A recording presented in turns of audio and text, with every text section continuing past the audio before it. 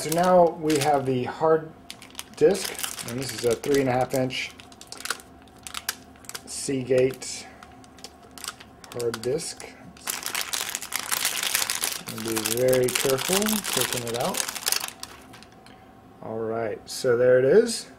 Now, in that package that was inside of the case to begin with, there's going to be two little arms like this. These will be added to the hard disk on either side, as you see here. Simply drop that one in there. There we go. And the second one, same as the first. There we go.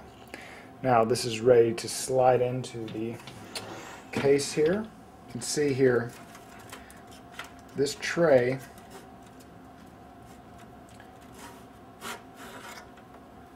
this is if you have a 2.5-inch hard drive, but this one will fit just nicely. Pop it into place like that and it snaps in. Good to go.